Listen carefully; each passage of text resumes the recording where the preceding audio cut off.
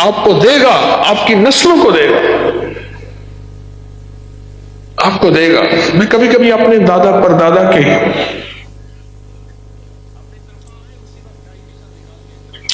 ان کے مزارات پہ کھڑا ہوتا ہوں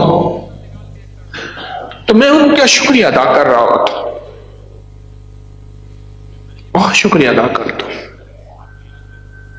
میرے پردادا 1933 میں فوت ہوئے، دادا 60 میں، والد 97 میں۔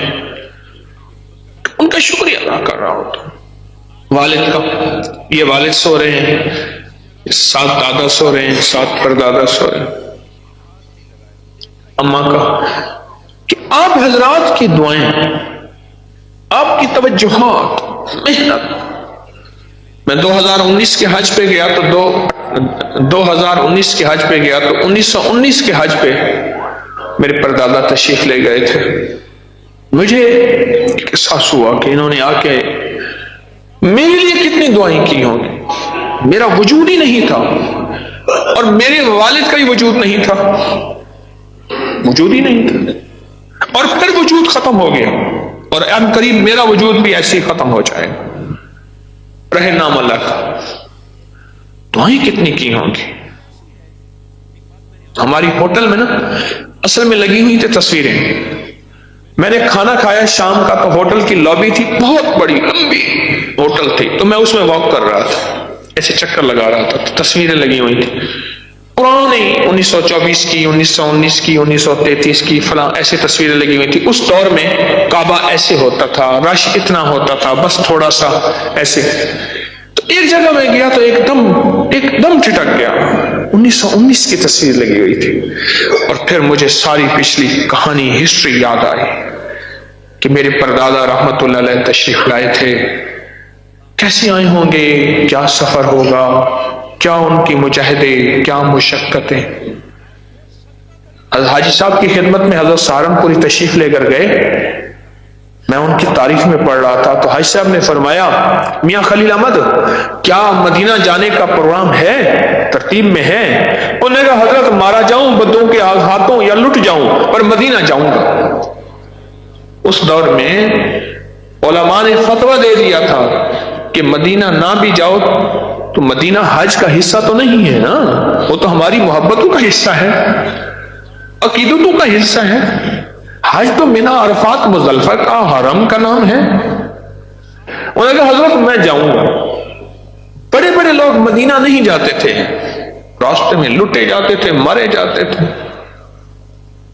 واسبہ مل گئے کعبے کو صنم خانے سے، انہوں نے کہا حضرت میں جاؤں گا، اور وہ گئے۔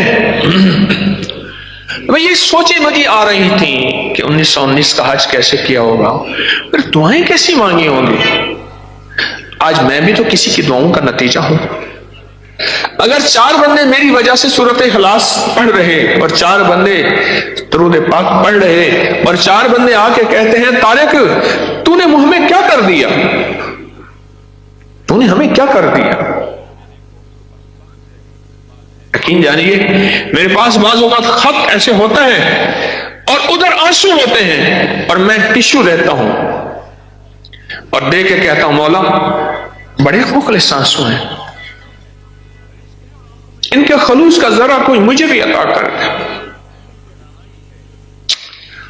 ان کے خلوص کا ذرا کو مجھے بھی عطا کر دے، بڑے مخلص آنسو۔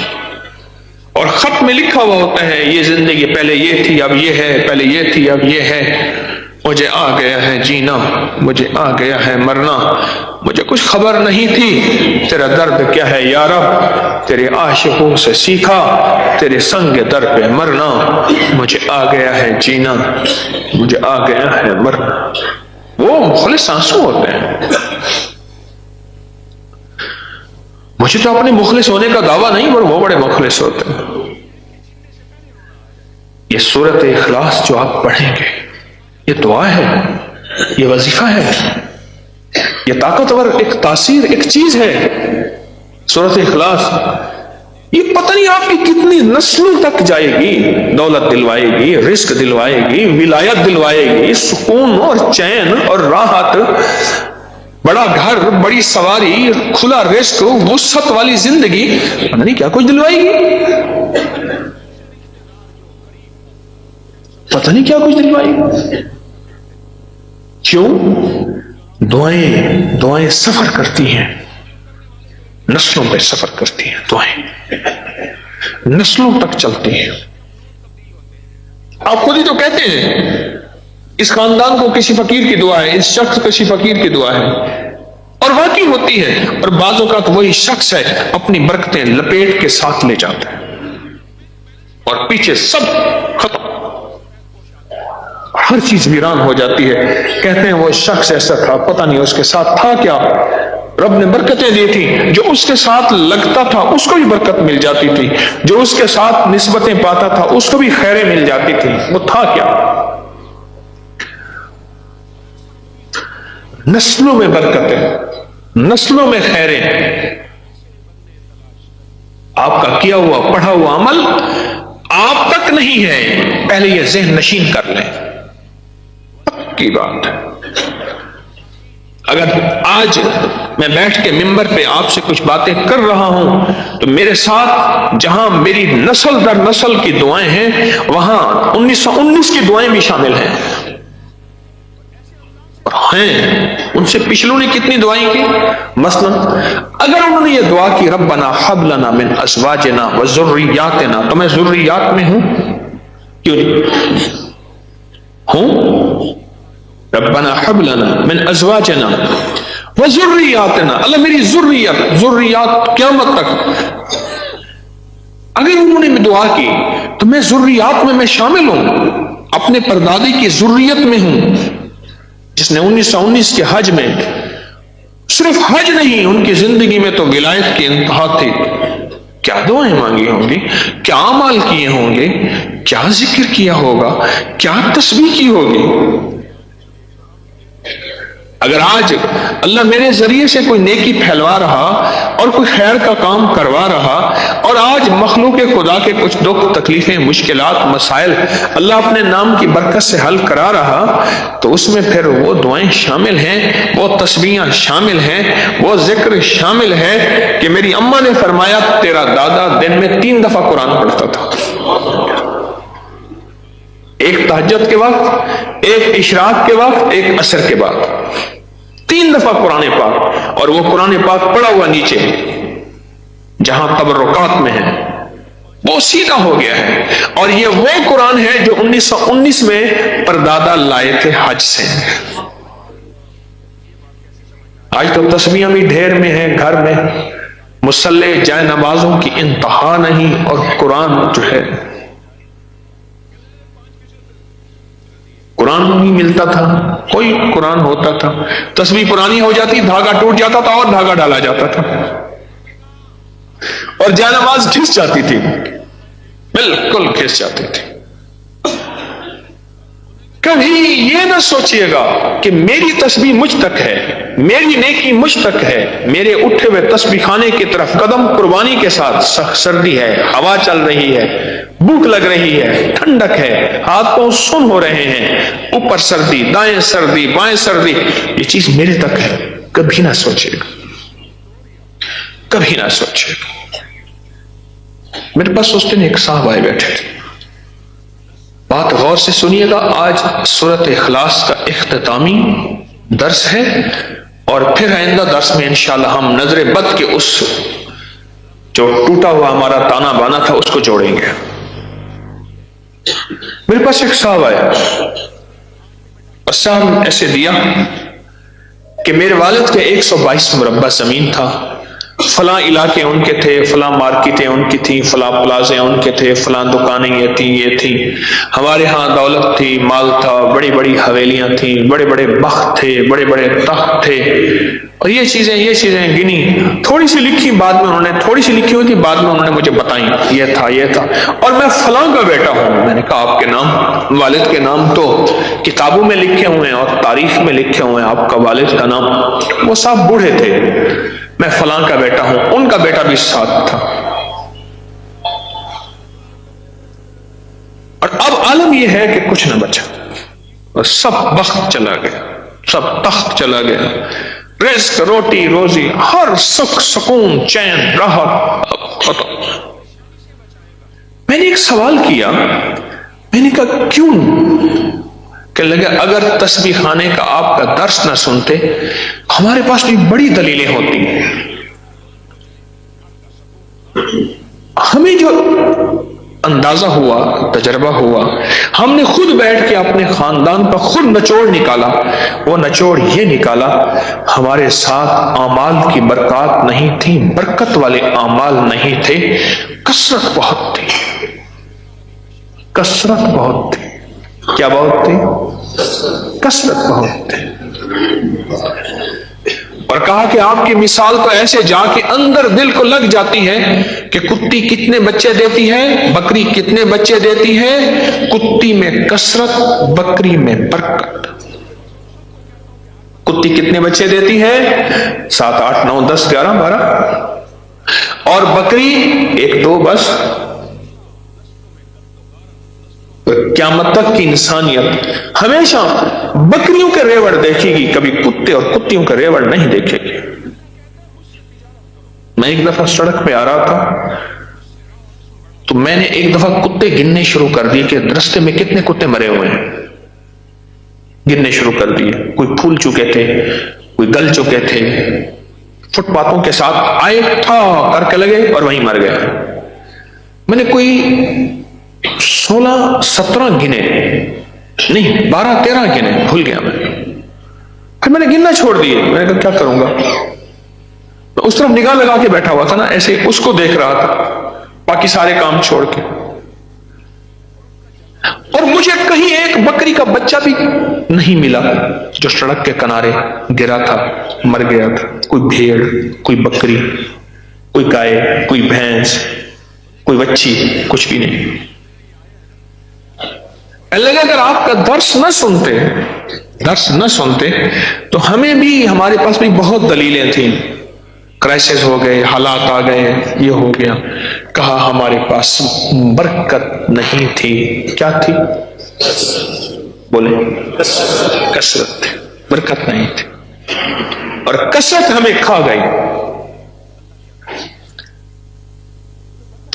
میں رات حضرت ابو دردہ رضی اللہ تعالیٰ عنہ کے ملفوظات، آپ کے فرامین پڑھ رہا تھا، اور وہ یہی برکت کے تھے کہ ساری زندگی برکت کو تلاش کرتے رہنا.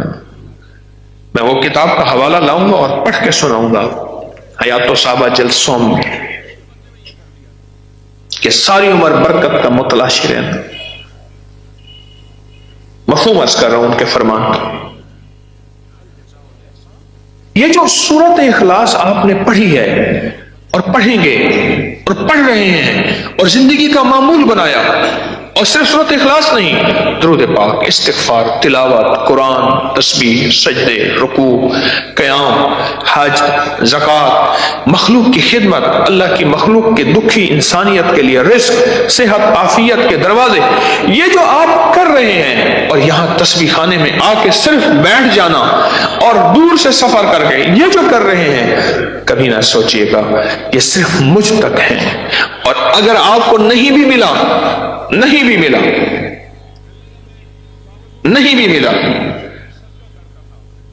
کہ مجھے وہ، میں نے جو جتنی دولت مانگی تھی نہیں ملی، میں نے تخت مانگا تھا نہیں ملا، میں نے جتنی بڑی گاڑیاں سواریاں مانگی تھی نہیں ملی، لیکن کبھی نہ سوچئے گا کہ میری نسلوں کے لیے بھی نہیں. کبھی کوئی بوتا ہے، کوئی کاٹتا ہے. کیا خیال ہے؟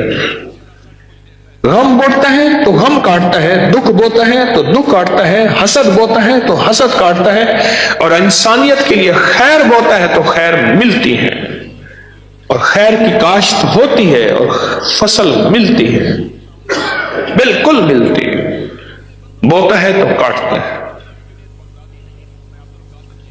میں کبھی کبھی یہ تسبیح خانے کی صفائی کرنے والوں کو دیکھتا ہوں، چٹائیاں اٹھا رہے ہیں، صفائیاں کر رہے ہیں، دھول مٹی، سردی گرمی میں، اب تو خیر نہیں، گرمی میں بیچارے پانی ہوتے ہیں، حبس گرمی، صفائیاں کر رہے ہیں، لنگر پکا رہے ہیں، برتن دھو رہے ہیں، اور گلیاں صاف کر رہے ہیں، چٹائیاں. میں دیکھتا ہوں، میں کہتا ہوں مولا، خدمت کرنے والا کبھی خالی نہیں رہا، اور خدمت کرنے والی کی نسلیں ہمیشہ رزق، دولت، عزت، صحت، تونگری، مال، رحمت، راحت، عافیت سے ہمیشہ شاد و آباد رہی ہیں. ہمیشہ شاد و آباد رہے. خدمت کرنے والا کبھی خالی نہیں رہا. وَكَانَ أَبُوهُمَا صَالِحًا. خزانہ کیوں ملا؟ ان کی 7 نسلوں کا بابا ایک پہلے ابا تھا جس نے نیکیاں کی تھیں. میرے رب نے کہا میرے بندے تو نے نیکیاں کی ہیں اور تیری نسلوں کو فقیر چھوڑ دو. یہ فیصلے ہیں. اور خدمت کرنے والا ہمیشہ فیصلوں میں عبادت کرنے والے سے آگے نکل جاتا ہے. ہمیشہ آگے نکل جاتا ہے. اور وہاں بڑے بڑے پیچھے رہ جاتے ہیں, وہاں آگے نکل جاتا ہے.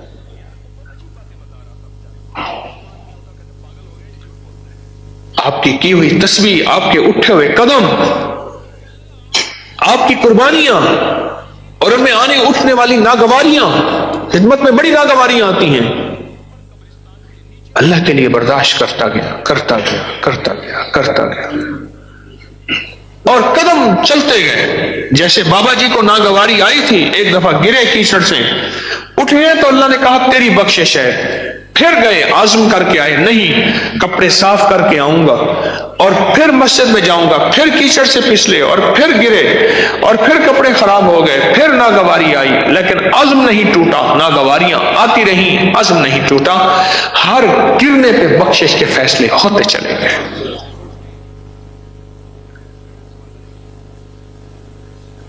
آپ کی عبادت صرف آپ کے لیے نہیں ہے.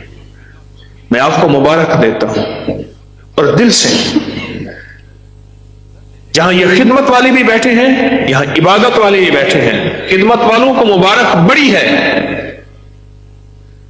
عبادت والوں کو بھی ہے, اور سورۃ اخلاص پڑھنے والوں کو آپ کو مبارک دیتا ہوں.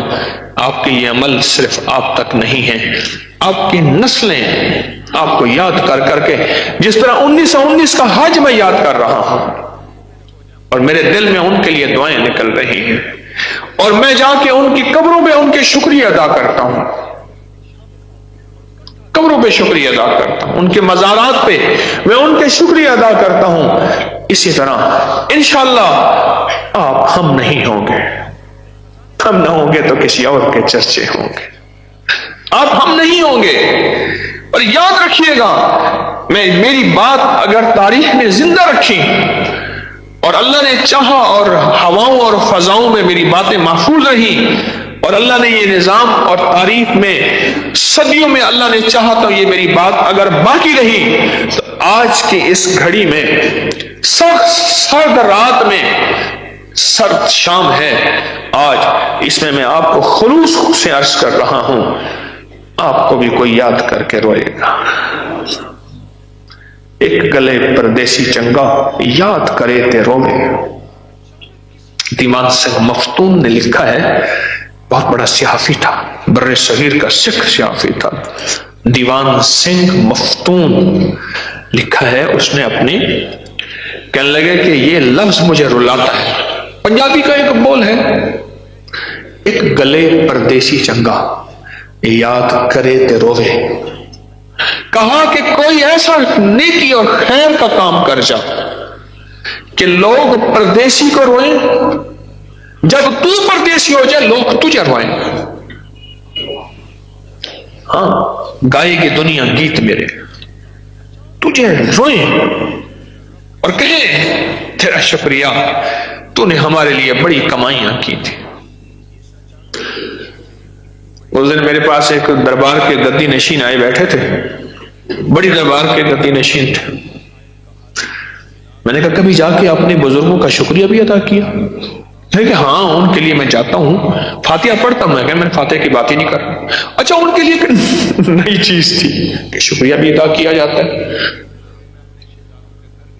کہ وہ کس لیے؟ میں نے کسی کمائی کھا رہے ہیں, کہ انہیں کی. میں نے کہا شکریہ ادا نہیں کرتے. کہ بات تو ٹھیک ہے, آج تک اس طرف سوچا ہی نہیں کہ شکریہ ادا کر. کہ بزرگوں آپ کا شکریہ, آج بن کمائے کھا رہے ہیں, کوئی محنت نہیں, کچھ بھی نہیں, کھا رہے ہیں, اور زمانے سے چنگا چوکھا اچھا کھا رہے ہیں. بزرگوں آپ کا شکریہ، بزرگوں آپ کی مہربانی، آپ نے اعمال، برکت والے اعمال ساری عمر کیے اور برکت والے اعمال کو ساری عمر تلاش کیا اور برکت والے اعمال کے ساری عمر متلاشی رہے۔ بزرگوں آپ کا شکریہ، آپ کا بہت شکریہ۔ میں نے کہا ان کا جا کے شکریہ ادا کیا کرو اور اللہ سے کہا کرو اللہ تو ہی پہنچا دے گا، اللہ پہنچا دے گا۔ آپ کا شکریہ، آپ کا شکریہ۔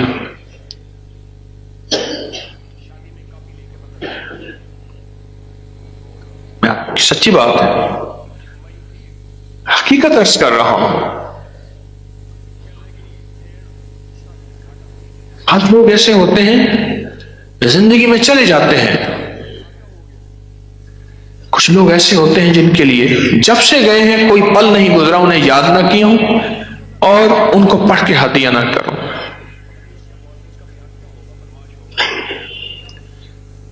ایک ہمارے استاد جی کی والدہ ایک تجمل شاہی شمشی، تو ان کو اکثر یاد کرتا ہوں۔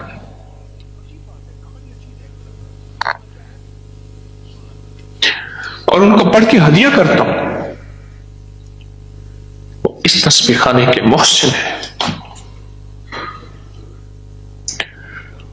ایسے ہی آپ کو کوئی یاد کرے، مٹ جائے قبروں کے نشان۔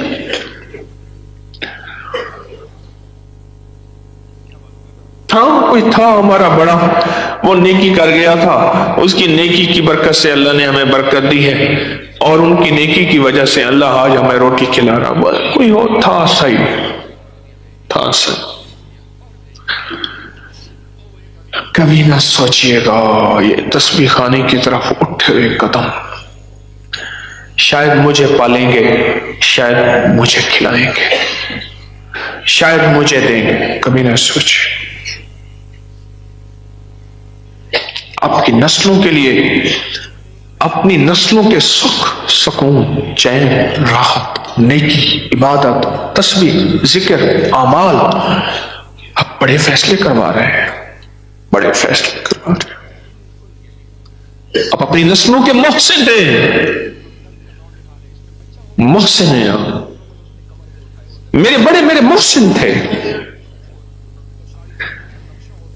میرے محسن تھے جو اللہ سے پتہ نہیں کیا کچھ منوا کر گئے تھے، کتنی زاریاں کر کے گئے تھے، اور ان سے پیچھے بڑے جو افغانستان غزنی سے آئے تھے، اور ان سے پیچھے بڑے جو بخارا سے آئے تھے، میرے بڑے محسن تھے سارے، جو منوا کر گئے تھے، اعمال کر گئے تھے، تسبیحات کر کے گئے تھے، غریب پروری، غریب نواز تھے، سخاوتیں کر کے گئے تھے۔ آپ کا کیا آپ کی نسلوں کو واللہ رب کعبہ کی قسم ملے گا انشاءاللہ۔ وَكَفَى بِاللَّهِ وَلِيًّا وَكَفَى بِاللَّهِ نَصِيرًا۔ ہاں، نیکی سفر کرتی ہے، دعا سفر کرتی ہے اور خیر چلتی ہے۔ میں رات اپنے بچوں کو، ہم تعلیم کراتے ہیں روزانہ منتخب احادیث کی اور اس کی، تب رات میں اپنے بچوں سے باتیں کر رہا تھا، ہم بیٹھ کے آپس میں باتیں کرتے ہیں۔ میں نے انہیں ایک واقعہ سنایا۔ ہمارے خاندان میں ایک گھرانہ ہے، کوئی دن ایسا نہیں ان کے اوپر مصیبت نہ آئے، کوئی دن ایسا نہیں، اور گھر میں ویرانی، گھر میں بیماریاں، تکلیفیں، مسائل، مشکلات، یعنی ان کے گھر میں بازو ٹوٹنا، ٹانگ ٹوٹنا، ہڈیوں کا فریکچر ہونا اور کینسر ہونا ایسی ہنستے مسکراتے والی بات ہے۔ جیسے نزلہ زکام بخار ہو جاتا ہے، موسم بدلا، نزلہ زکام بخار ہوا، 2-4 چھینکیں آئیں، 2-3 دن دوا احتیاط کی، ٹھیک ہو گیا۔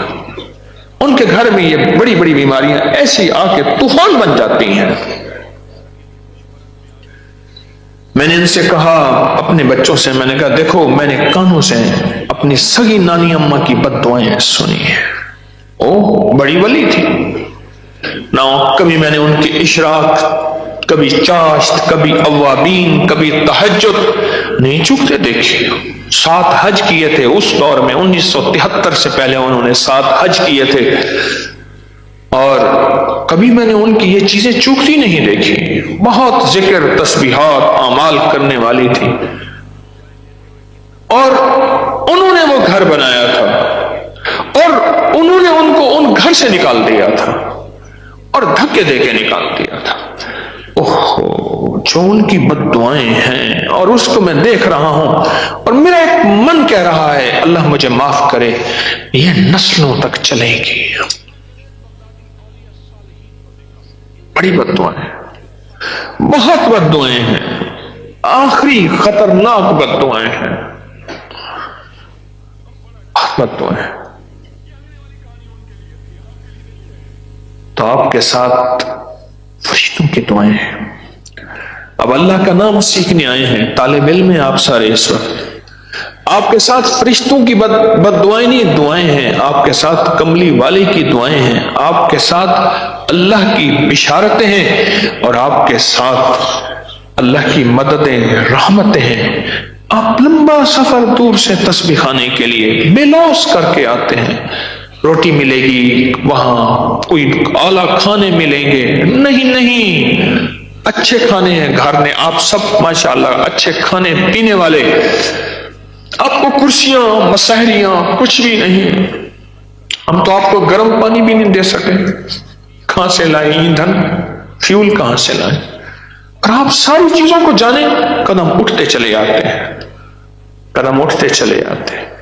دعاؤں کا ایک بہت بڑا نظام آپ اپنے ساتھ لے رہے ہیں، جو آپ کی نسلوں میں چل رہا ہے. آنکھوں سے اللہ دکھا رہا ہے.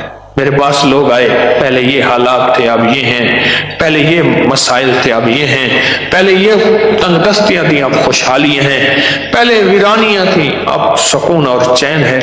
لوگ آ رہے ہیں اور بتا رہے ہیں، اور مجھے راحت ملتی ہے اور مجھے خوشی ہوتی ہے کہ اللہ تیرے بندوں کو اتنا سکون چین، اور تیرے بندے تیرا قرب اتنا پا گئے، اور تیرے بندے اتنی دوستی میں آخری قدم بڑھا کے تیری طرف بڑھنے والے بن گئے. مجھے بہت راحت ملتی ہے، خوشی ملتی ہے، دل ٹھنڈا ہوتا ہے، طبیعت میں سکون آتا ہے.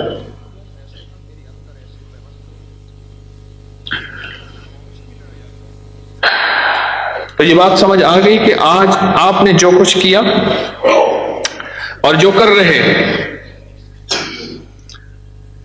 تو یہ کرنا آپ کا یہ نہیں ہے کہ آپ کے کام آئے گا، صرف آپ کی کس کے کام آئے گا؟ درود پاک پڑھیں. حضرت سید احمد شہید صاحب رحمۃ اللہ علیہ کے قاصد میاں پیر محمد صاحب سے ایک غریب مسلمان نے روزی کی تنگی کی شکایت کی. بہت بڑے پیر تھے، بزرگ تھے سید احمد شہید صاحب، بڑے اللہ کے ولی تھے. روزی کی تنگی کی شکایت کی، رزق میں برکت اور وسعت کا عمل پوچھا. تو میاں صاحب نے فرمایا روز 100 بار سورۃ فاتحہ، 100 بار سورۃ اخلاص پڑھ لیا کرو تو تمہاری روزی میں برکت ہوگی. اور یہ وظیفہ مجھے میرے مرشد نے سید احمد نے دیا تھا، سید احمد شہید نے دیا تھا. میاں پیر محمد صاحب نے یہ وقائع احمدیہ کتاب وقائع اس کا حوالہ ہے، میرے مرشد نے مجھے یہ وظیفہ دیا تھا.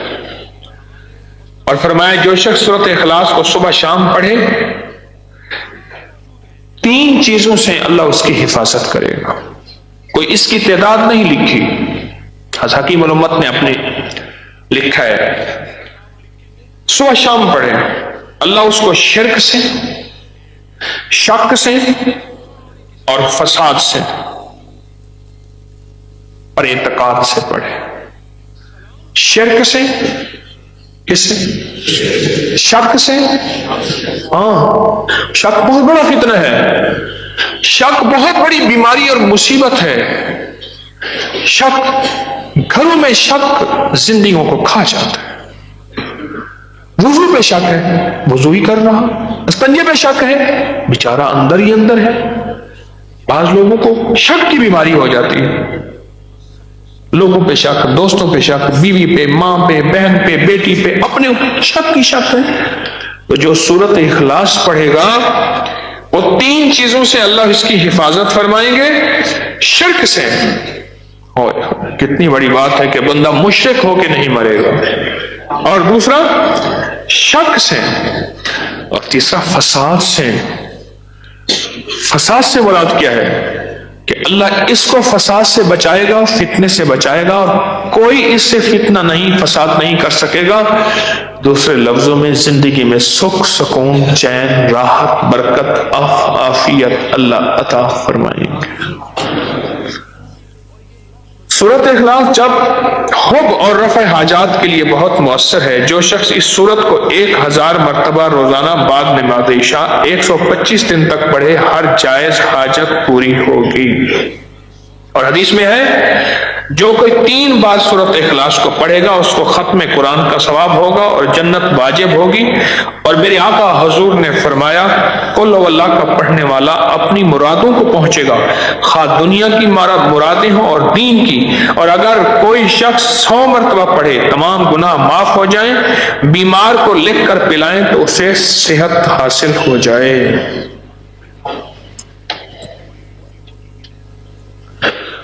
بری عادات جو چھوڑنا چاہتا ہے، بری عادات یا کسی کی چھڑوانا چاہتا ہے بری عادات، تو رات کو جب کوئی گہری نیند سویا ہوا ہو، اس کی چارپائی سے 1 گز کے فاصلے پر کھڑے ہو کر سورۃ اخلاص صرف ہلکی اونچی آواز میں پڑھے، صرف 1 بار،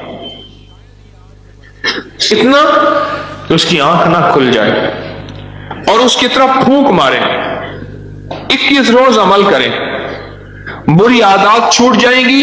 اولاد کی، میاں کی، بیوی کی، کوئی برا مزاج، بری عادات، برے اخلاق، برے اطوار، برے کردار چھوٹ جائیں گے۔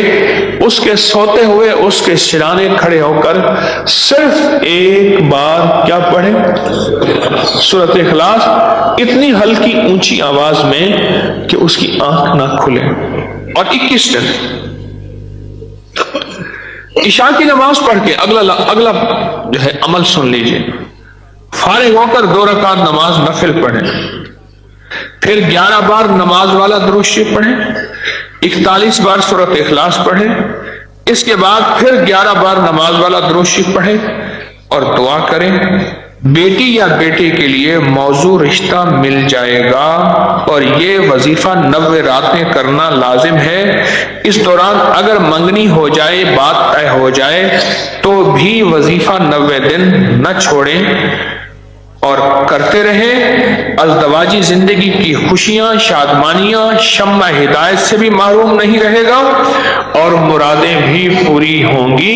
عمل پھر سن لیجئے، اول آخر درود پاک نماز والا ابراہیمی 11 بار، اور 2 رکعت نماز نفل پڑھیں پہلے، پھر اول آخر درود شریف 11 دفعہ، اور سورۃ اخلاص 41 مرتبہ، دھیان سے، توجہ سے، دل کی گہرائیوں سے، اندر کے درد سے، اور ہر دفعہ بسم اللہ الرحمن الرحیم ساتھ ہو۔ چھوٹا سا عمل ہے، سوتے ہوئے 2 رکعت نماز نفل پڑھیں، اول آخر 11 دفعہ درود ابراہیمی پڑھیں، اور 11 بار سورۃ اخلاص پڑھیں۔ مشکل ہے؟ بیٹے اور بیٹیوں کے رشتے کے لیے میرا ایک مشورہ ہے آپ سے، میں ضرور آپ سے عرض کروں گا، جن کی بیٹے اور بیٹیاں جوان نہیں ہوئے، اور جو بیٹے اور بیٹیاں جوان ہونے کا انتظار کر رہے ہیں، اور جن کی بیٹے اور بیٹیاں عالم ارواح میں ہیں، ابھی عالم ارواح میں ہیں، ابھی آئے ہی نہیں، دوسرے لفظ میں شادی نہیں ہوئی۔ ایک بزرگ تھے حضرت خاصی رحمۃ اللہ علیہ، ان کی عادت ڈاکٹر غلام مصطفیٰ ہوتے تھے، کارڈیالوجی کے ڈاکٹر تھے بڑے، اب وہ بھی فوت ہو گئے۔ ان کے ہاں وہ درویش جو ہے وہ حضرت جو ہے وہ علاج کے لیے گئے، تو میں کالج میں پڑھتا تھا، تو میں نے کہا بزرگ ہیں، زیارت کر رہے ہیں، دعا کے لیے گئے، میں بھی تھا، 2-3 احباب اور بھی تھے، تو ہم گئے، تو کہاں سے آئے ہو؟ انہوں نے کہا میں فلاں جگہ سے۔ میں نے کہا والد کا نام میں جانتا ہوں، پھر میرے دادا پر دادا، اس کے وہ تو سجرے بیان شروع کر دیے، یوں ہاتھ مارتے تھے، اور پھر ان کی باتیں، کیونکہ وہاں وہ رہے ہیں ایک مسجد ہوتی تھی کبے والی، اب بھی ہے، وہاں ان حضرت کا قیام ہوتا تھا، فرمانے لگے کہ تیرے پردادا مجھے کھانا پہنچاتے تھے، دودھ پلاتے تھے، گھی کی چوری کھلاتے تھے، فلاں کھلاتے تھے، بڑے سخی تھے، پھر تذکرے کیے۔ اچھا کسی اور سے پوچھا کہاں سے آئے ہو؟ انہیں فلاں جگہ سے آیا ہوں۔ کتنے بچے ہیں؟ انہوں نے کہا حضرت شادی کے لیے دعا کے لیے آیا ہوں۔ میں پوچھتا ہوں کتنے بچے ہیں؟ وہ کہے حضرت میں حاضر ہوا ہوں، دعا فرمائیں شادی ہو جائے۔ وہ کہیں کتنے بچے ہیں؟ کوئی راز ہوگا بزرگوں کے، پر مجھے سمجھ تو نہ آیا۔ اب ہم خاموش بیٹھے ہیں کہ کتنے بچے ہیں بتاؤ۔ جن کے عالم ارواح میں بھی ہوں، ایک مشورہ دے رہا تھا، بڑا قیمتی مشورہ ہے، اور میں نے پہلے بھی کئی لوگوں کو دیا، بڑا فائدہ ہوا۔ جن کے بچے ابھی جوان نہیں ہیں، وہ ابھی سے ان کے رشتوں کے لیے فکر شروع کر دیں۔ رمضان کے 11 روزہ جب ہونا، 11واں روزہ، اور 11ویں روزے کی افطاری کے بعد وہ 12 رکعت نماز نفل والا عمل یاد ہے؟ وہ پڑھ لینا، اے اللہ میری اور میری نسلوں میں کبھی رشتوں کی تنگی، رشتوں کی پریشانی اور رشتوں کی مصیبت اللہ مجھے نہ دینا۔ اور ایک کل کی بات ہے، کل کی بات، ایک فیملی میرے پاس ہے، آ کے مجھے کاغذ دے دیا، مجھے ایک کاغذ دیا نا، اس میں لکھا تھا کہ میں ڈاکٹر ہوں اور میرے والدین نے میری شادی کر دی، میرا شوہر بہت اچھا ہر لحاظ سے، پر مجھے پسند نہیں تھا، میں نے خلع لے لی ہے، میں نہیں بسی۔ اب وہ ایک منت کرتے ہیں کہ اب کبھی کبھی ہمارے گھر آ جایا کرو، ہماری بیٹی کا رشتہ طے ہے، اگر لوگوں کو پتا چلا کہ ان کی بہو طلاق لے گئی ہے تو ہماری بیٹی کا گھر خراب ہو جائے گا۔ وہ کہیں گے انہوں نے نہیں بسایا تھا۔ ان کی ماں کہے میری منت کر رہی ہے کہ بیٹی کبھی آ کے نا مجھے بیٹی بن کے میرے گھر آ کے 10 منٹ بیٹھ جا کر پڑوسی دیکھ لیا کرے۔ میں نے کہاں جایا کرو، ٹھیک ہے تمہارے ازدواجی زندگی ختم ہو گئی، طلاق ہو گئی ہے، اور غلطی تو تیری ہے ظالم۔ میں ایک نتیجے پہ پہنچا ہوں، اچھا وہ میری غلطی بھی ہو سکتی ہے، 30 سال سے زیادہ عرصہ ہوا ہے میں اپنے شعبے کے پریکٹیکل لائف میں ہوں، تھیوری سے نکل کے پریکٹیکل لائف میں۔ پہلے سسرال کے ظلم بہت ہوتے تھے، اب 90% عورتیں نہیں بسنا چاہتی اور 10% سسرال ہے۔ ابھی سے اللہ سے مانگنا شروع کر دیں، ابھی سے اللہ سے مانگنا شروع کر دیں، ابھی سے مانگنا شروع کر دیں۔ اس کی ایک وجہ ہے، ڈرامے میں جو زندگی دکھائی جاتی ہے اس زندگی میں ایک انوکھا نظام ہوتا ہے، پرسرار لاہوتی ملکوتی، ایک انوکھی دنیا ہوتی ہے۔ وہ بچی بیچاری کچے ذہن کی اپنے سسرال میں ایک امیج، ایک ذہن لے کے آتی ہے، آگے وہ ذہن ہوتا نہیں ہے۔ وہ تو صرف ڈرامے میں تھا،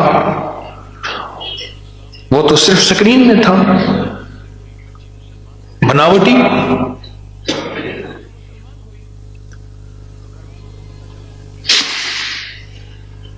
ابھی سے مانگنا شروع کر دے، اور اپنی نسلوں کے لیے، حتیٰ کہ آپ کے بیٹے بیٹیوں کی شادیاں ہو گئی ہیں، ان کی نسلوں کے لیے اس رات کو کبھی ضائع نہ کیجیے گا، اور اس عمل کو بھی کبھی ضائع نہ کیجیے گا کہ 2 رکعت نماز نفل پڑھ کے سورۃ اخلاص 41 دفعہ، اول آخر 11 دفعہ درود ابراہیمی۔ ابھی سے شروع کر دیں کہ بس مولا میری نسلوں کے لیے عافیت کے معاملے فرما، یہ میری آپ سے درخواست ہے۔ جو آنے والے حالات آپ اور میں سونگ رہے ہیں، بڑے انوکھے حالات ہیں، فتنوں کے دور ہیں، فتنے فتنے فتنے فتنے، آنے والے حالات، فتنے ہی فتنے، فتنے ہی فتنے۔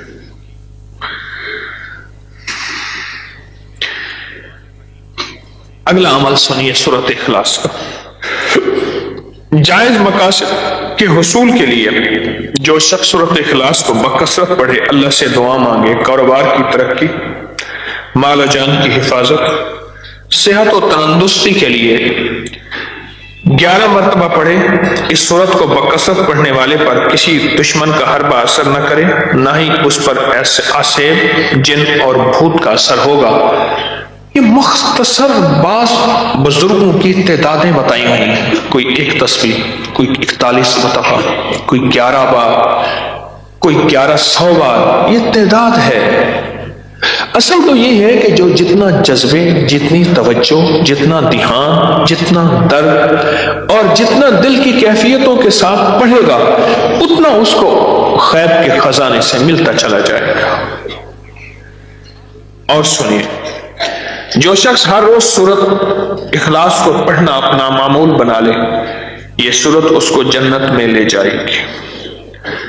جناب رسول اللہ صلی اللہ تعالی علیہ وسلم اس سورۃ اخلاص کو ہر رات سونے سے پہلے 1 بار ضرور پڑھا کرتے تھے۔ اگلا کمال، اگر کوئی شخص رات کے وقت 200 مرتبہ اس سورت کو پڑھے، اسے 200 سال کی عبادت کا ثواب ملتا ہے۔ اور جو شخص اس سورت کو اکثر پڑھتا رہتا ہے، صاحب ایمان رہتا ہے اور کلمہ اور ایمان کے ساتھ موت ہوتی ہے۔ اور اگلا فائدہ، اور جو شخص اس سورت کی تلاوت کو معمول بنا لے، اللہ اس سے شرک، کفر اور جہالت کی گمراہیوں سے بچاتا ہے، خالص توحید عطا فرماتا ہے۔ سبحان اللہ۔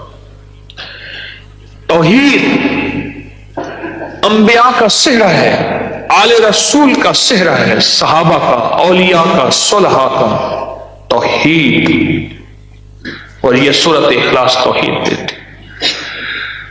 اور 7واں، کفر و الحاد کی وادیوں اور ماحول میں اس سورت کو پڑھا جائے تو اللہ پاک انسان کے دین اور ایمان کی صحیح حفاظت فرماتے ہیں، اس کو توحید پر قائم اور برقرار رکھتے ہیں۔ جب لوگوں کے سینے دہل جائیں، جب لوگوں کے چہرے پھر جائیں اور جو اللہ کی یاد سے ہٹ کے شرک، بدعت، کفر، الحاد میں کھو جائیں، تو پھر جو سورۃ اخلاص پڑھنا اپنا معمول بنائے گا، اللہ اس کا دین، ایمان بچائے رکھے گا۔ اور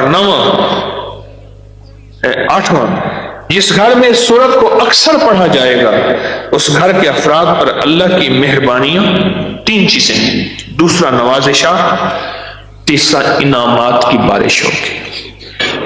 پھر سن لیں، جو اکثر گھر میں سورۃ اخلاص پڑھے گا، اس کے گھر میں 3 چیزیں ہوں گی، مہربانیاں 1، نوازشات 2، اور انعامات 3۔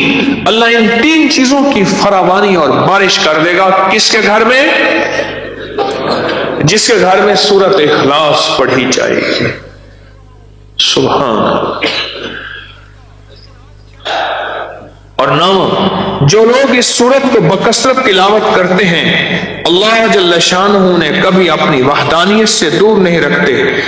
اور بڑی عجیب بات آگے پڑھ رہا ہوں، غور سے سنیے گا، آگے جو لفظ پڑھنے لگا ہوں توجہ سے سنیے گا۔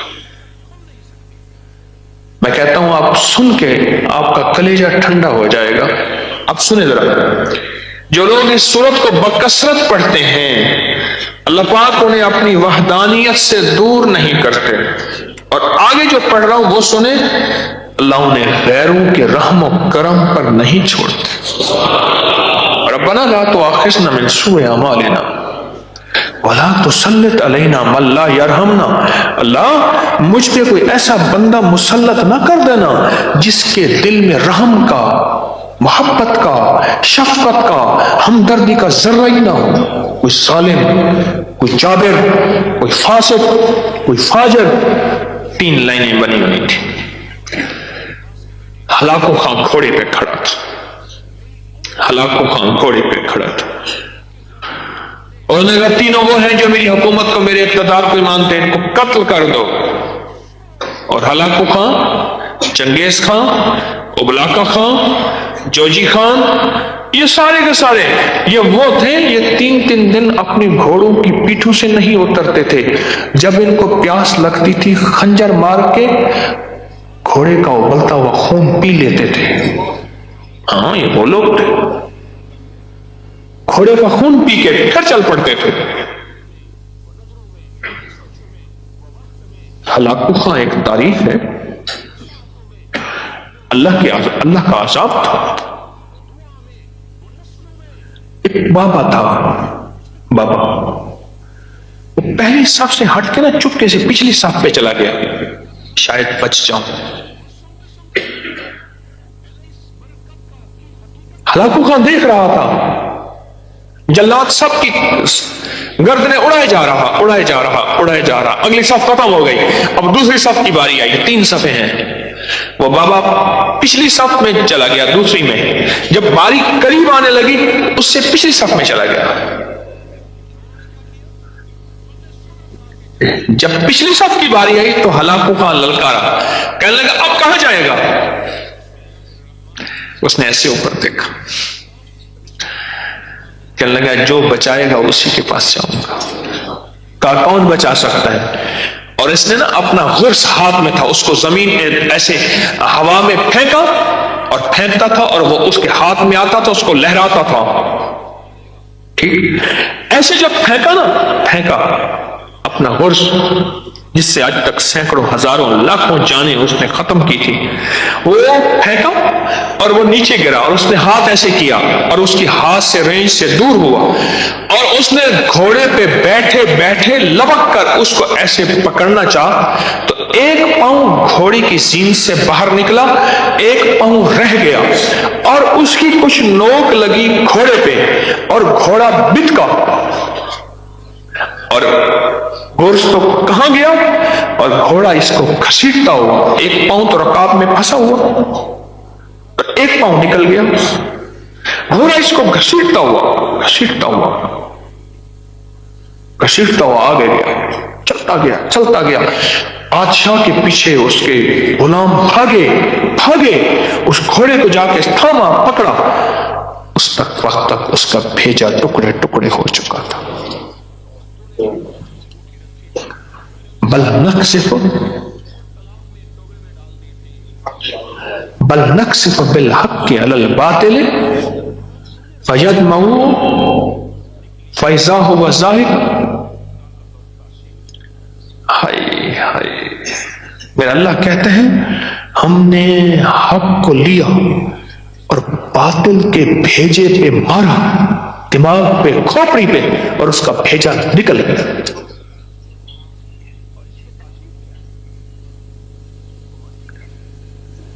وہ واپس لوٹے، بادشاہ تو مر گیا تھا، اس کی کھوپڑی کے ٹکڑے ٹکڑے ہوئے، جسم کے چیتھڑے، بوٹیاں اڑ گئی، ہر چیز۔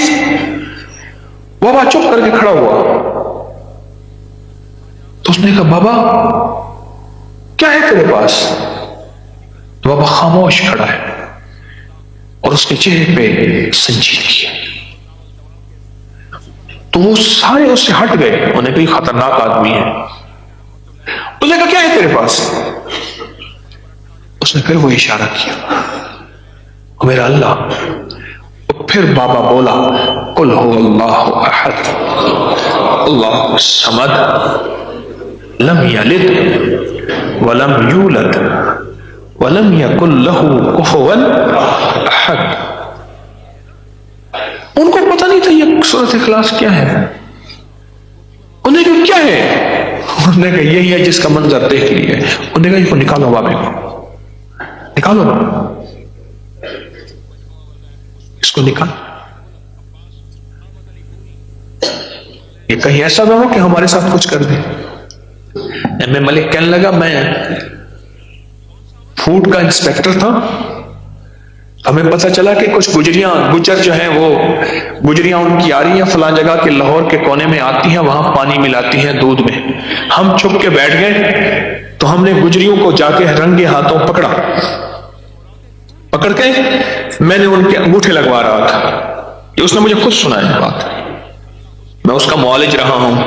میں اس کے ایک کا انگوٹھا لگوایا نا تو میں ایک دم ہل گیا، میں نے کہا تمہارے پر پرچے ہوں گے ابھی؟ وہ منتیں کر رہی ہیں. میں نے اس مائی کو کہا ایک طرف باقی ایک طرف ہٹ جاؤ، ایک طرف ہٹ جاؤ، ایک طرف ہٹ جاؤ. میں نے کہا کتنے قتل کیے ہیں؟ صحیح صحیح بتا دے، تیرا میں کاغذ ہی پھاڑ دوں گا. کہہ رہے میں، کہہ رہے صحیح بتا دے. قاتل انگوٹھا تھا. کہنے لگی اگر پوچھ لے ہو نا، دل لگا تھا، شوہر رکاوٹ تھا، اس کو میں نے قتل کر دیا، اور پھر اس نے بھی بے وفائی کی بھی، اس کو بھی قتل کر دیا، اور کی پوچھنا ہے؟ انہوں نے کہا بھائی یہ جو بات مجھے یاد آئی نا، اس بابے پہ یاد آئی. ایم اے ملک مرحوم کہنے لگا مجھے خطرہ ہوا کہ اگلی باری میری نہ ہو. میں کہا جا بھائی جا، ابھی تیرا انگوٹھا خطرناک ہے، ابھی تیرا انگوٹھا بتا رہا ہے کہ اس میں خطرہ ہے، ابھی کچھ تیرا قاتل انگوٹھا ہے.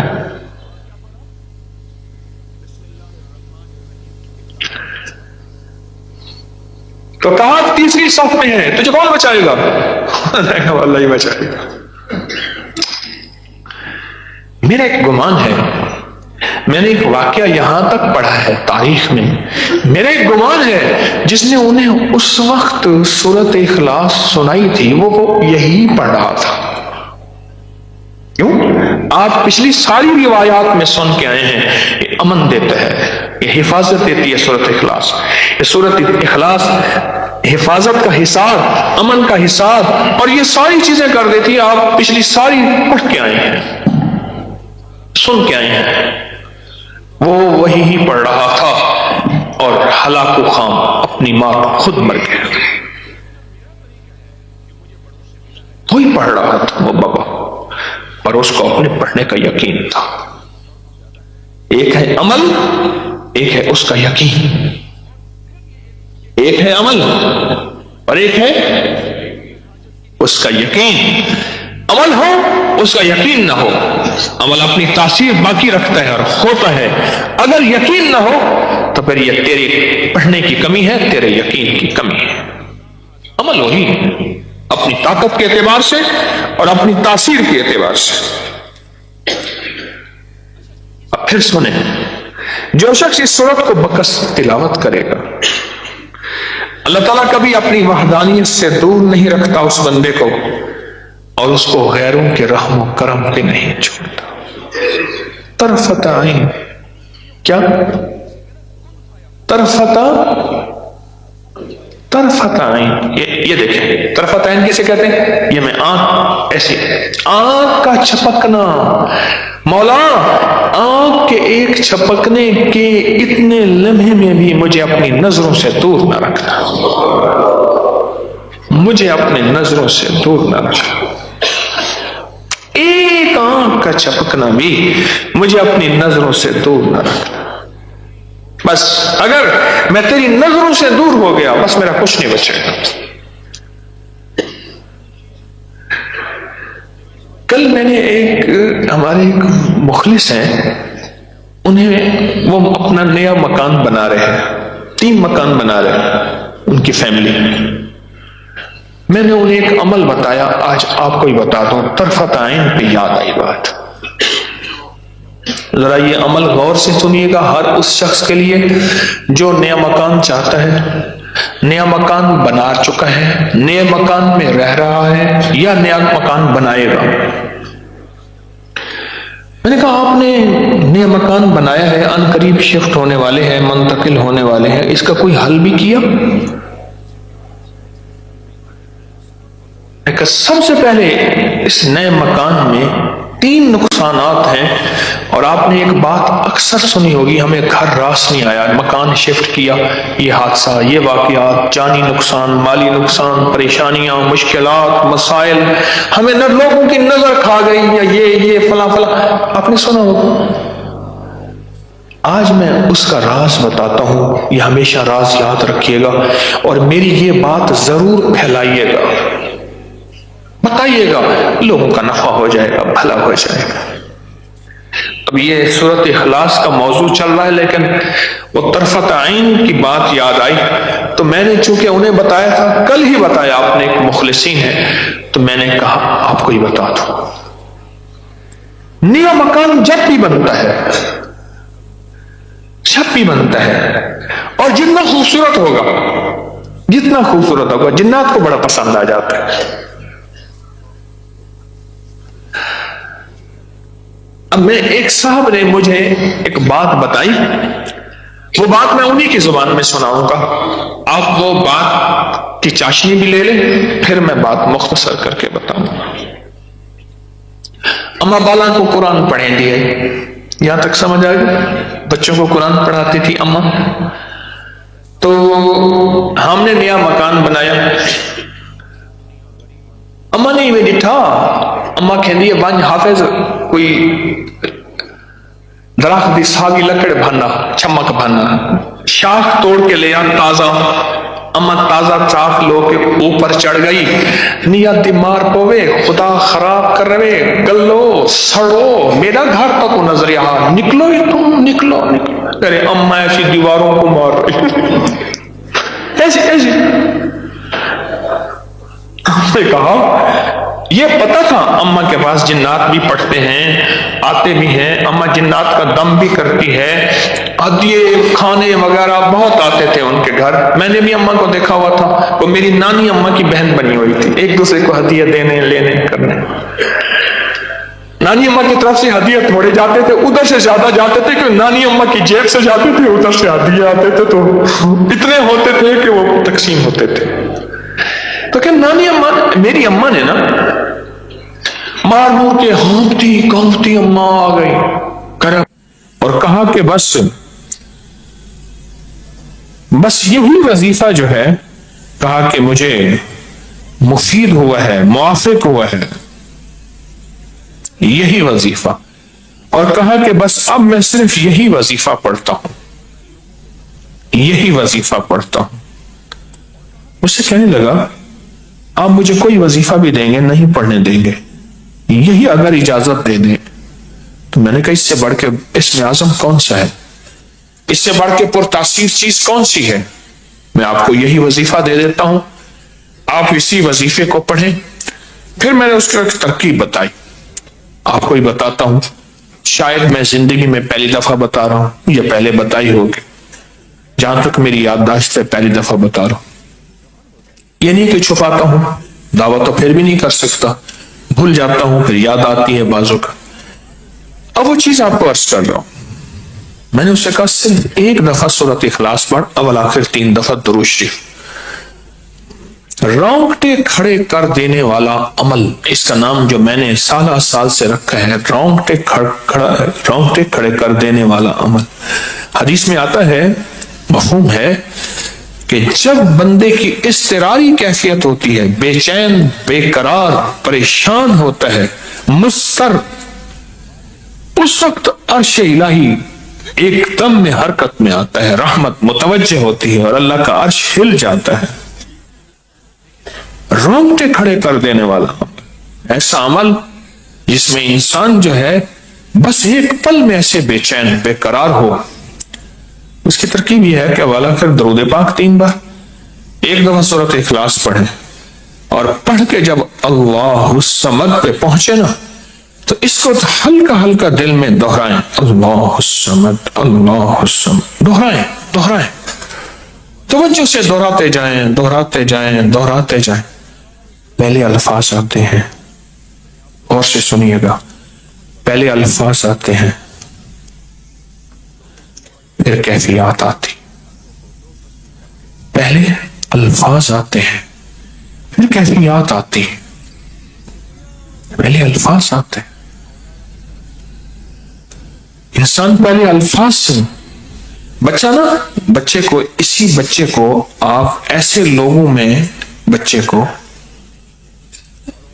ایسے لوگوں کے ساتھ پلنے کے لیے جو بول نہیں سکتے، بچہ کبھی نہیں بولے گا، کرے گا، کرے گا، بول نہیں سکے گا، کیونکہ بچہ الفاظ چنتا ہے، پھر وہ الفاظ بولتا ہے۔ پہلے الفاظ ہوتے ہیں۔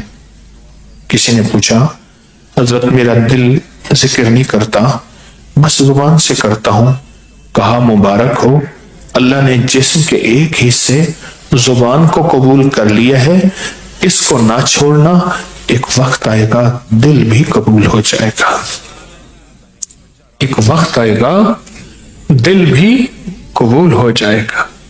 اس زبان والے ذکر کو نہ چھوڑنا، وقت آئے گا دل بھی قبول ہو جائے گا، اس کو نہ چھوڑنا، اس کو نہ چھوڑنا۔ حقیقت کہہ رہا ہوں،